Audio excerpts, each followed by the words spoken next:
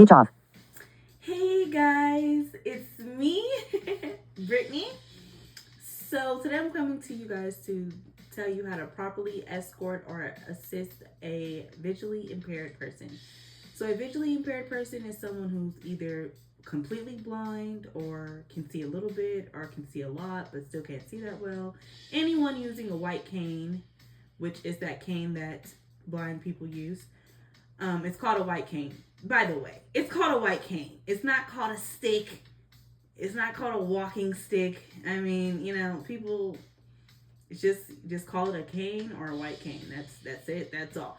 But besides that, yeah. So me personally, I like to be referred to as blind because visually impaired insinuates I can see a little bit and I can't.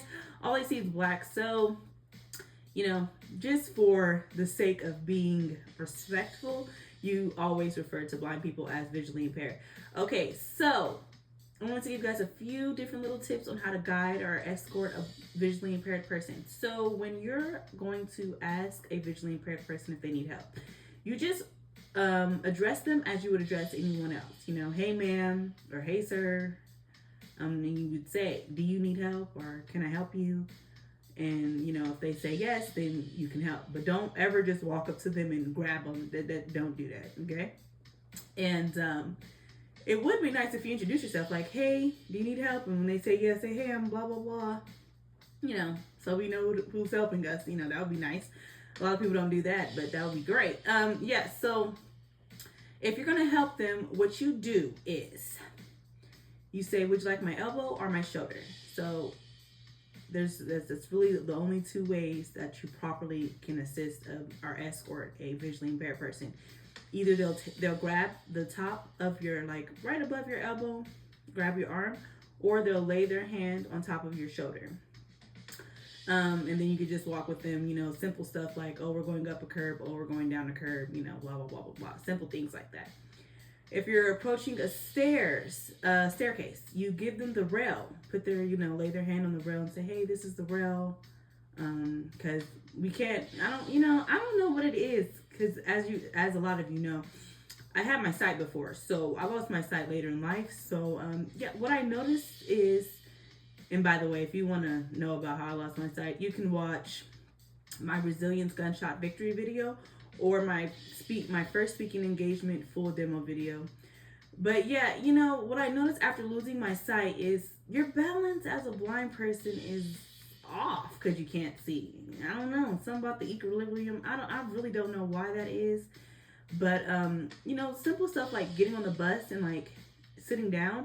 If the bus starts driving before you sit down, you may fall. That's why I be telling the driver, please do not drive until I sit the hell down. Don't do that. But so the stairs, like if I'm holding on to you going up the stairs, I feel like I'm about to fall. I don't do all that. I be like, give me the rail. I don't need you all like that, right? But so those two simple things, or this is a big one. Oh my God. When you're helping a visually impaired person sit down, listen to me. Do not put our hand on the seat. Are you effing kidding? Now, I don't want to make anyone feel bad that's done that, okay? But listen to me. If you actually think about it, would you want your hand on a seat? Hell no. We don't know who's been sitting there. We don't care who's been sitting there, all right? What you do is you put the visually impaired person's hand on the top of the chair. So, if the chair has, of course, like every chair has a back, right? You put their hand on the back of the chair right here. We'll figure out where the seat is. Just put our hand on the top of the back of the chair. That's it. All right. So don't ever put our hand on the seat, please. Thank you, and have a great night. I'm just playing, but that's a big one. People love putting our hand on the chair. On the seat. Don't do that.